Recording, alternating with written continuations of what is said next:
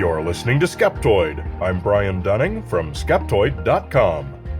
The Mystery of the Severed Feet. Ever since 2007, periodic news reports of a particularly grisly kind have come out of the Pacific Northwest. The finding of a shoe on the beach with a human foot still inside. The first was found by a 12-year-old girl on Jedediah Island in British Columbia. Over the years since, at least 20 more human feet have been found on the coasts of the Salish Sea, the small sea that separates Washington state from British Columbia, and includes the Strait of Georgia, the Strait of Juan de Fuca, Puget Sound, and countless smaller waterways and islands.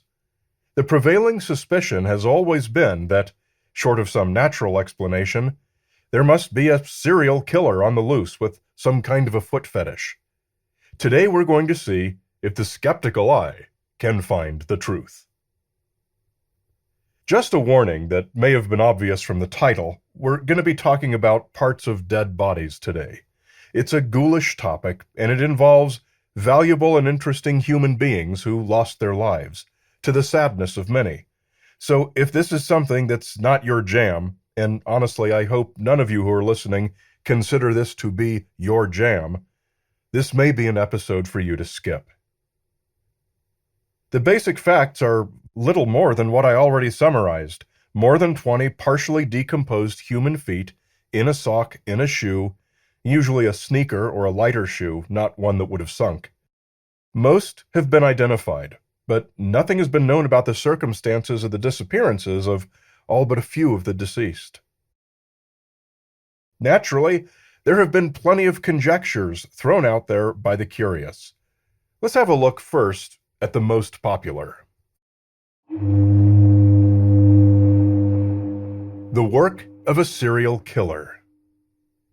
It's the first place many of our suspicions go.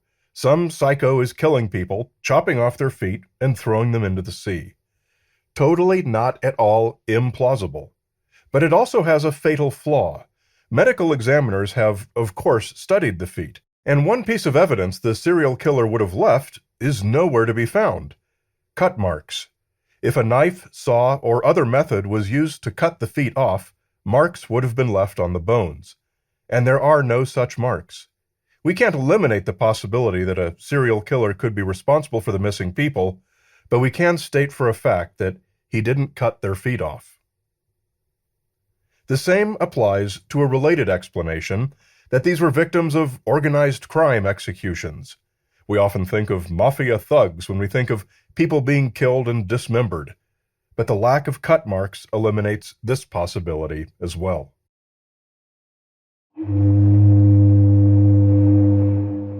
Body parts from a plane crash.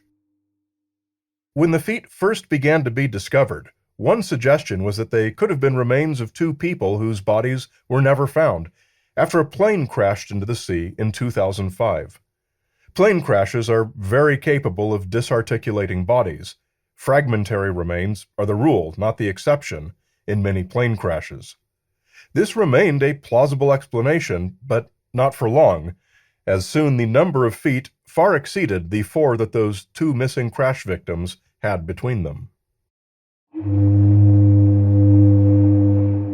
Trafficked migrants. As horrible as this might be, migrants are sometimes trafficked inside shipping containers. And shipping containers, like the countless ones passing through the Salish Sea every day, sometimes topple overboard. Could all of these feet be the remains of one or more such loads? The suggestion was a fair one to consider, but most of the remains have been identified, and none were people who might have been trafficked overseas. Additionally, all of the shoes but one were of brands common in North America. Are they from the 2004 tsunami? One other proposed explanation gained significant traction in the press for a time. In 2010, a man named Shane Lambert wrote a letter to the Vancouver Sun in which he proposed the feet belonged to victims of the 2004 Indian Ocean earthquake and tsunami. Nearly 250,000 people lost their lives, with the majority of those bodies washed out to sea irrecoverably. Surely, he reasoned, enough of those bodies could have made it to the Salish Sea, or at least their feet. The timing was actually not too far off. Flotsam could have indeed been at sea for that long, but the currents do not support Lambert's idea. A lot of plastic waste comes from that exact same part of the world, and of the portion that catches a ride in the Pacific currents on its way to North America, it would instead get taken up into the North Pacific Gyre, way out by Hawaii. Hypothetical body parts from the tsunami would have ended up in the same place. However, Lambert did key on another point that others have made as well. He suggested that these victims' shoed feet would likely be on beaches all around the world. But most of us see a shoe on the beach in a pile of seaweed, and looking inside it is about the last thing on our minds. But with the feet having been discovered on the shores of the Salish Sea, beachgoers are primed with the possibility and are much more likely to look inside. We find lots of feet here because we look inside the shoes more often and find even more. It's a self-perpetuating cycle. Of course, there is no data for this, but Lambert's suggestion is both reasonable and sound. Perhaps there are other places in the world with a lot of feet on the beaches, but nobody there thinks to look inside the shoes. And the winning explanation supported by science. The real reason for the severed feet in the Salish Sea has nothing to do with any of the theories offered, but it raises some interesting questions of its own. That early clue noted by medical examiners that found none of the feet had been mechanically separated from the bodies meant that no serial killer's knife or saw was responsible, and neither was any boat propeller. Whatever did separate those feet from the bodies was probably a natural process. In a nutshell, here it is.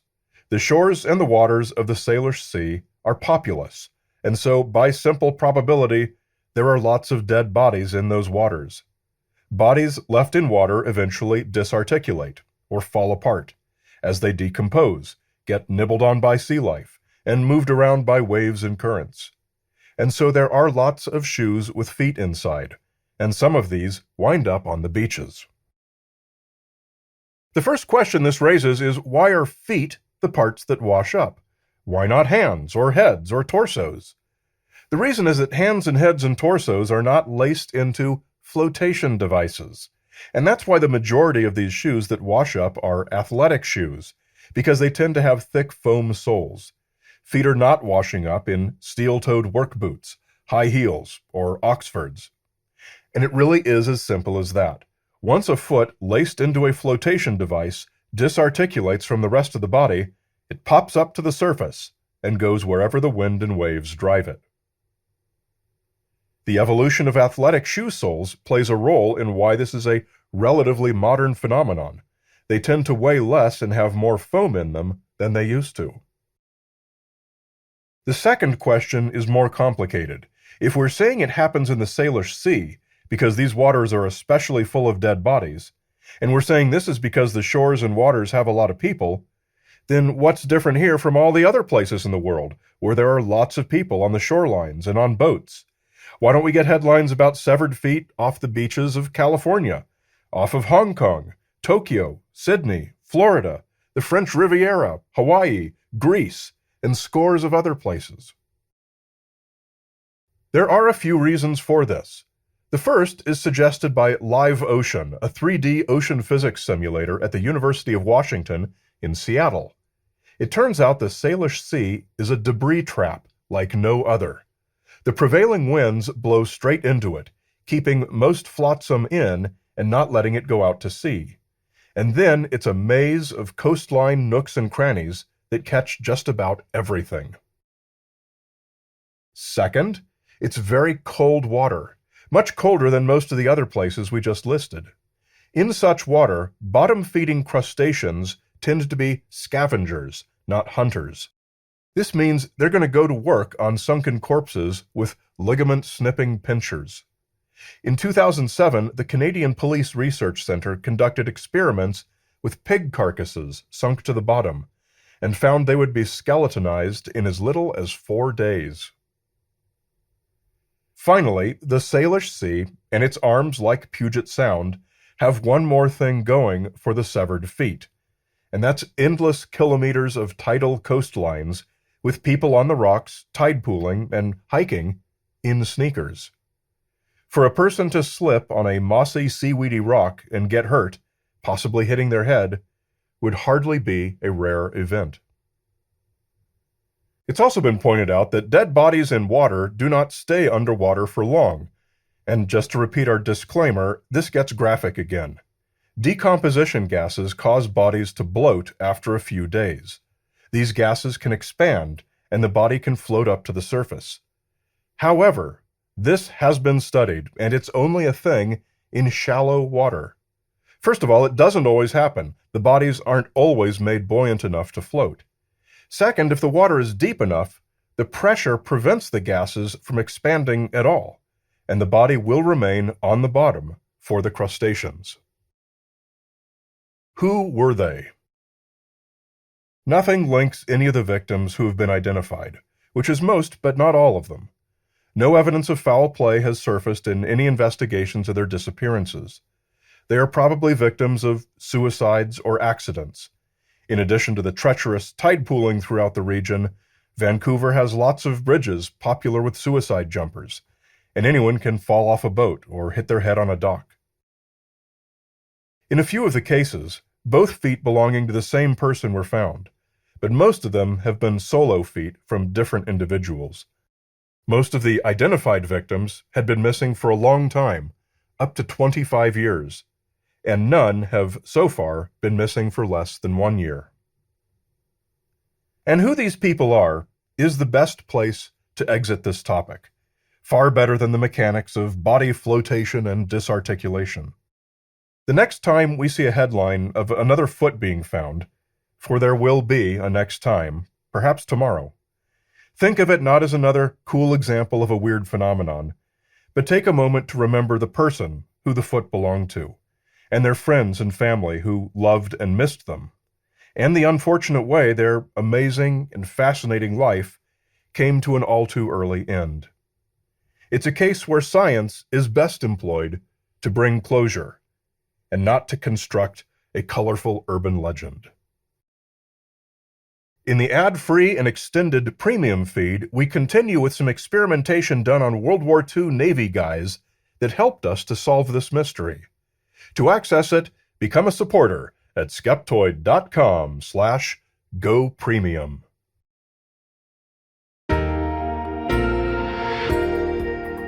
A great big Skeptoid shout-out to premium supporters Steven Zuber, Brian at Let's Go Zero Carbon, Friday Harbor Jack, who coincidentally makes his home right on these very waterways discussed today, and Patrick Autek Alien Fitz, who is in charge of feeding the aliens the government keeps at the underwater Area 51. Did you know you can have Skeptoid come to you? I love doing live shows, either at meetup clubs, university groups, and conferences. I can show one of our movies, like the UFO movie They Don't Want You to See, do a live podcast, or just give one of my popular presentations. For more information, come to skeptoid.com and click on Live Shows. You're listening to Skeptoid, a listener-supported program. I'm Brian Dunning from skeptoid.com.